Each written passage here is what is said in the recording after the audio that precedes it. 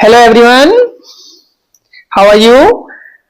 समावेशी शिक्षा सीडीपी में हमारा टॉपिक चल रहा है और इस टॉपिक को पढ़ते पढ़ते, इसके बारे में जानते जानते, इस पर चर्चा करते करते हम आज पहुंच गए हैं एनईपी 2020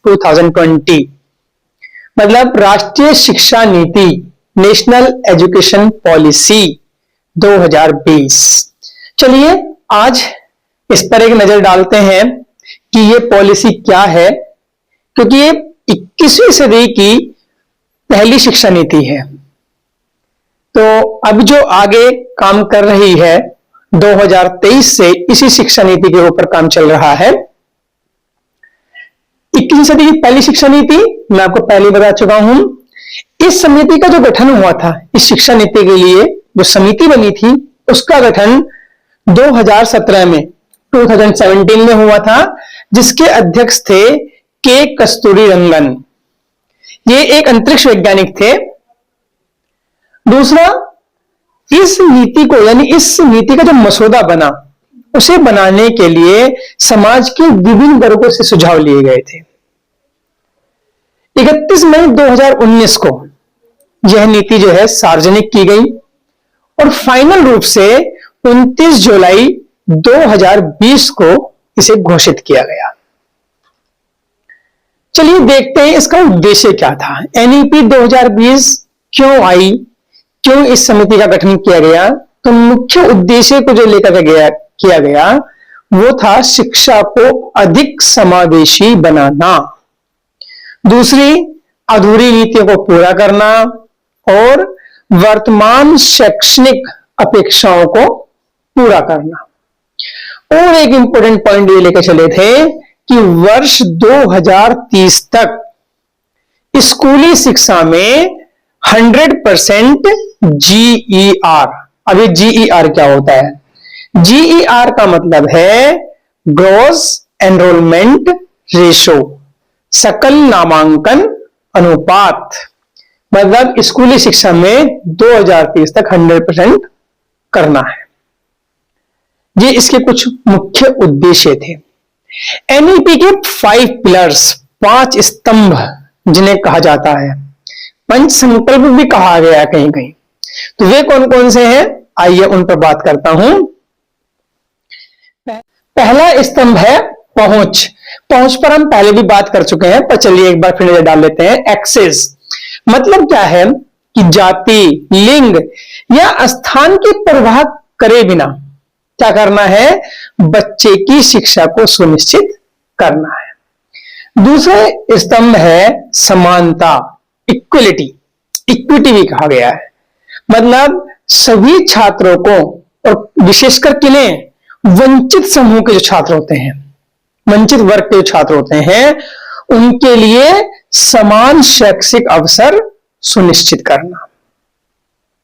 नेक्स्ट है गुणवत्ता, क्वालिटी, मतलब पाठ्यक्रम, शिक्षा शास्त्र और प्रशिक्षण में सुधार करना।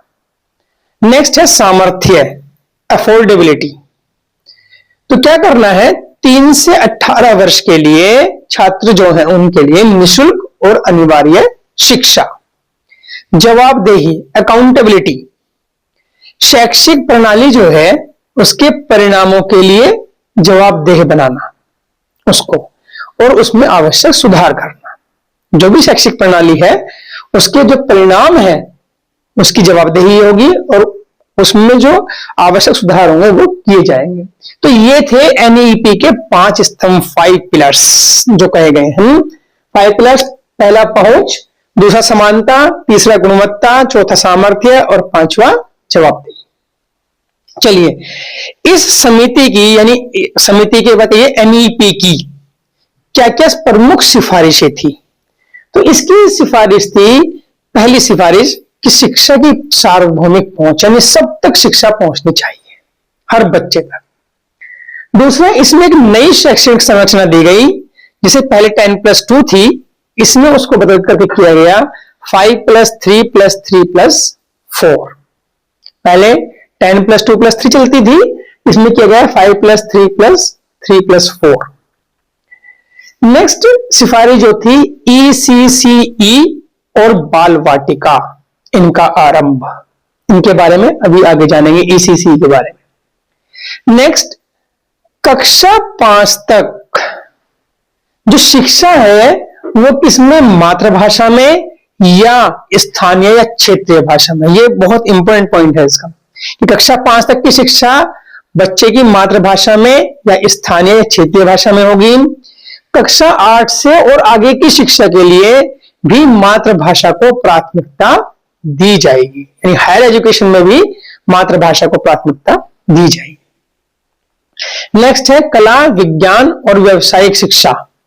इनमें क्या करना है, इनमें एक रूपता लानी है, मतलब सबको बराबर बराबर वेटेज देना है। दूसरा क्या था, जो व्यावसायिक शिक्षा है वो कक्षा 6 से ही प्रारंभ करनी है, क्लास 6 से, और खाली प्रारंभ ही नहीं करनी। जैसे आपने देखा होगा जब टेक्निकल एजुकेशन लेते हैं तो उसमें इंटर्नशिप भी होती है, तो ऐसी कक्षा 6 से व्यावसायिक शिक्षा को शुरू तो करना ही है, साथ में इंटर्नशिप की व्यवस्था भी करनी है। नेक्स्ट कहा गया है कि सभी स्तरों पर बागवानी, खेलकूद, योगा, नृत्य, मार्शल आर्ट, इन सब की स्थानीय उपलब्धता के अनुसार शिक्षा होनी है। नेक्स्ट राष्ट्रीय मूल्यांकन केंद्र परख की स्थापना की गई। नेक्स्ट ये कहा गया कि हर साल प्रत्येक वर्ष 50 घंटे का जो प्रशिक्षण होगा वो शिक्षकों के लिए दिया जाएगा, शिक्षकों को दिया जाएगा। और बहुभाषिता को भी बढ़ावा दिया। त्रिभाषा का सूत्र यहां भी है कि कम 3 भाषाओं के बारे में यहां भी कहा गया, बहुभाषिता। चलिए अब आगे देखते हैं, जो शैक्षिक संरचना हमने पढ़ी 5+3+3+4 वो क्या थी। तो इस शैक्षिक संरचना के अनुसार पहली जो स्टेप है इसमें फाउंडेशनल स्टेज जो कि 5 वर्ष की है, पहला नंबर 5 है ना, तो ये फाउंडेशनल स्टेज 5 ईयर की है, 5 वर्ष की है, जिसमें 3 वर्ष का प्री प्राइमरी और क्लास 1 और क्लास 2, यानी 3 से 6 साल तक का जो बच्चा है वो प्री प्राइमरी 3 साल में हो गए, एक क्लास 1 और एक क्लास 2, इस तरह से 5 वर्ष का है। दूसरा है प्रिपरेटरी स्टेज, यही दूसरा नंबर है 3, ये प्रिपरेटरी स्टेज के लिए है 3 वर्ष, इसमें क्लास 3, 4 और 5 को शामिल किया गया है। तीसरा है मिडिल स्टेज, ये भी 3 वर्ष का है। देखिए नेक्स्ट डिजिट 3 थी ना, तो ये 3 वर्ष का है, इसमें क्लास शामिल है 6, 7 और 8। और नेक्स्ट है सेकेंडरी स्टेज जो कि 4 वर्ष की है, लास्ट 4 था यहां पर। 4 को कौन सी, 9, 10, 11, 12। पहले 10+2 में काउंट होता था, अब इसको कर दिया गया 5+3+3+4। अभी हमने जिक्र किया था ECCE, तो चलिए जानते हैं ECCE है क्या। इसकी फुल फॉर्म है early childhood care and education. मतलब जो 6 वर्ष तक के जो बच्चे होते हैं ये उनके मानसिक विकास पर केंद्रित है पूरी तरह से। इसके मुख्य पॉइंट्स क्या थे, स्वास्थ्य, पोषण और स्वच्छता। दूसरा देखभाल और संरक्षण।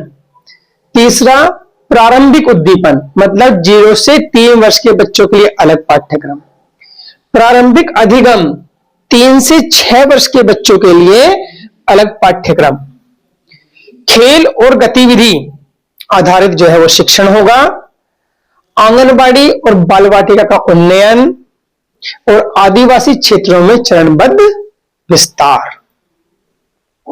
नहीं जानते हैं FLN ये क्या है, फाउंडेशन लिटरेसी एंड न्यूमरेसी।